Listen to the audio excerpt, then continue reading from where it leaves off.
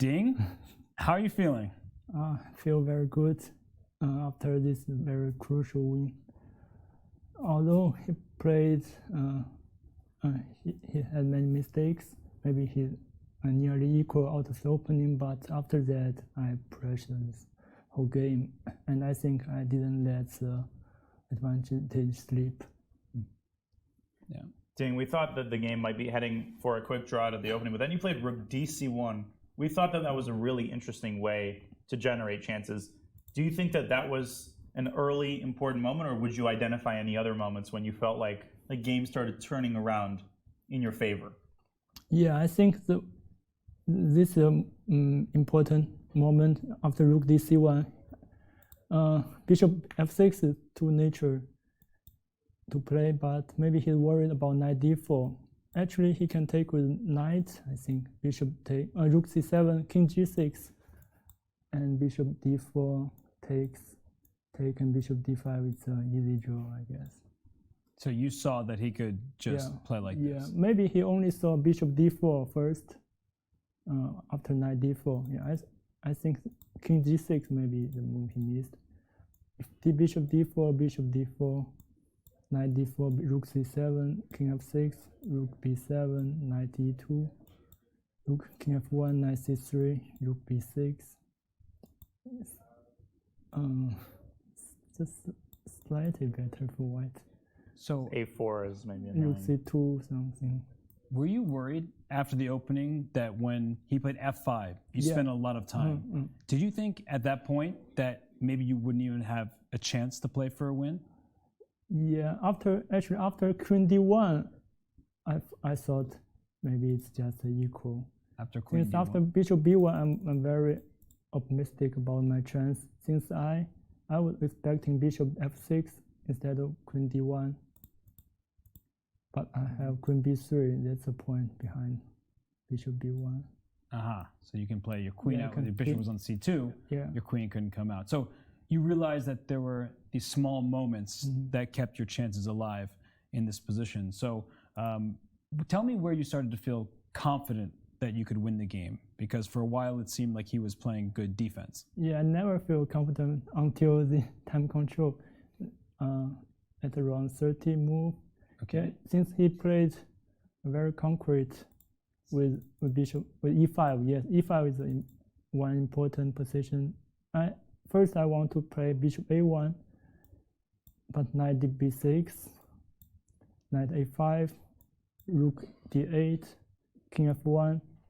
Rook d8? Yes, king f1, rook d1. If I can play king e2, then I will be better, but he has a very important rook d2 check. Nice. Yeah, so his rook is penetrates to the...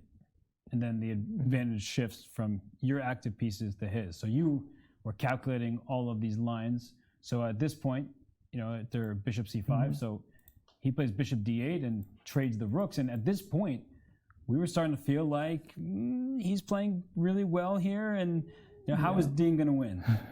Yeah, he's playing very interesting. He moved the bishop back to d8 because he's aiming to capture h5 pawn.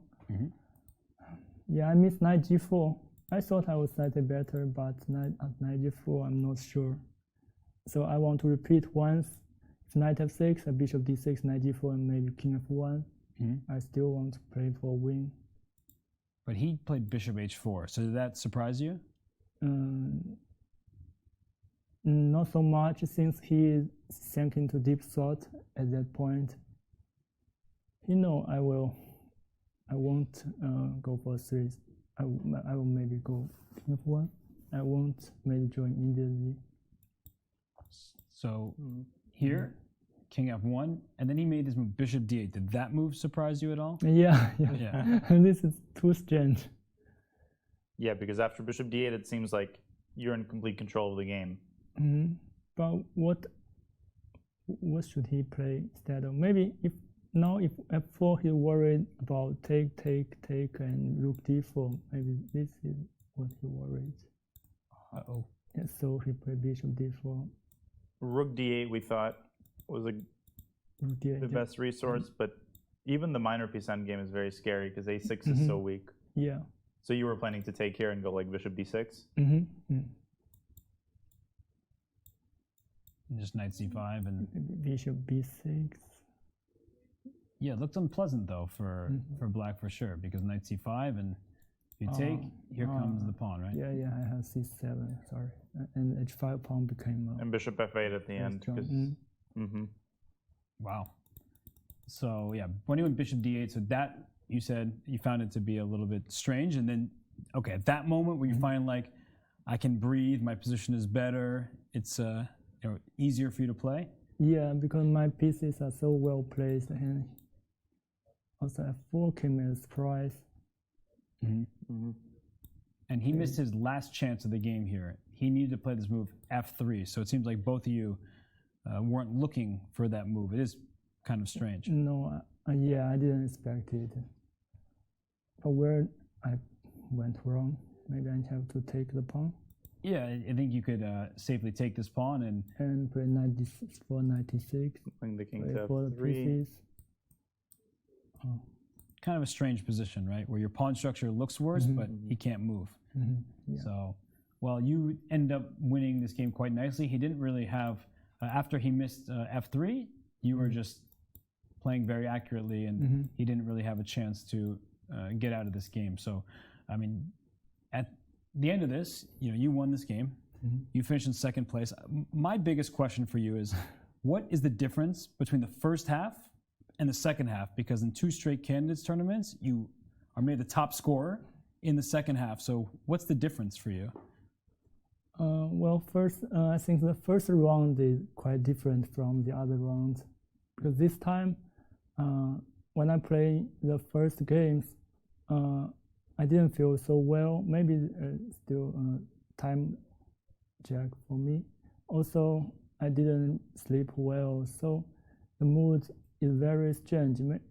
I'm going to make some quick draw, but after the opening, it became clear that it will be a fighting game. Then I just couldn't calculate anything, so I lost very badly. After that, I tried to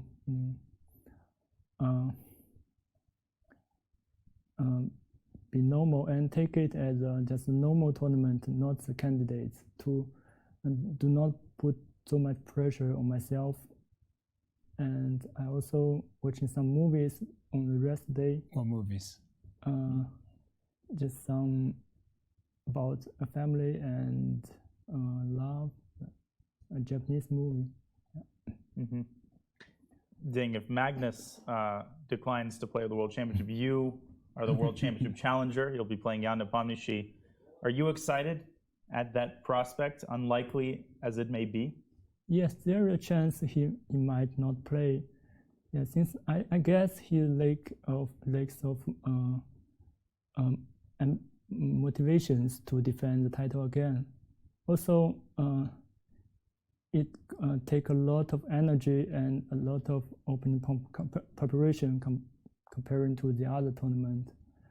So maybe that's the reason he's not sure if he will play or not. But I believe when the championship is approaching, then maybe his inner heart will start to burn in some fire. So I guess he'll play in the end.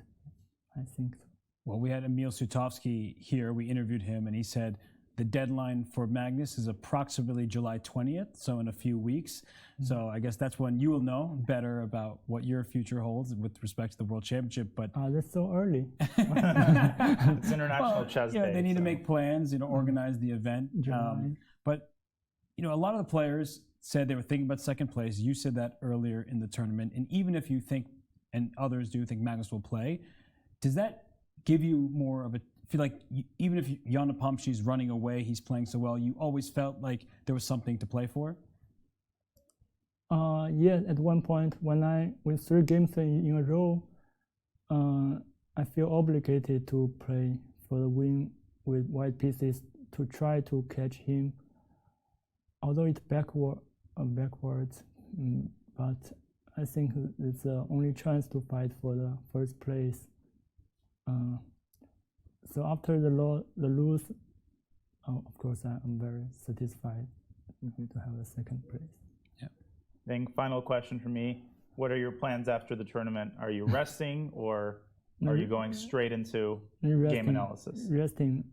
Before I was planning to play Olympiad, but then the Chinese team won't play. So I will just go back and have some rest.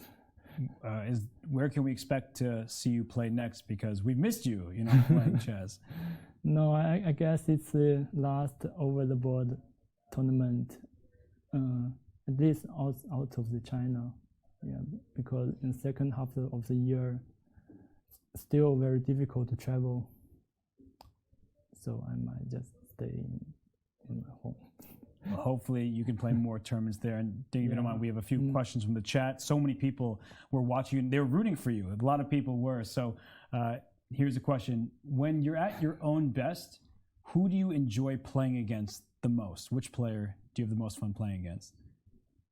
Well, I guess still Magnus. Yeah? Yeah. Since I enjoy playing him, since I didn't feel too much pressure against him, especially in the internet, since I think everybody is expecting this pairing, and also I'm very eager to show my best when playing against him. Okay. All right, let's see if we have one more question from the chat. All right, Super Record. Ding, what's your personal advice to becoming a stronger chess player? That's Become a a tough one. stronger chess player, I think you might sacrifice a little bit in your life to work more on chess, to focus on the openings. But that means you will have lesser time on the other things, develop the other hobbies. Yeah. Well, Ding, we want to congratulate you again. I mean, the second half of your tournament was unbelievable. You finished in second place. You seem so much happier now than when we were seeing you in the first half of the tournament. Yeah, I become more happy after winning some games. Well, we'll see you tomorrow, most likely at the closing ceremony, but enjoy your time here in Madrid, and congratulations again, Ding. Congratulations. Yeah. Thank you.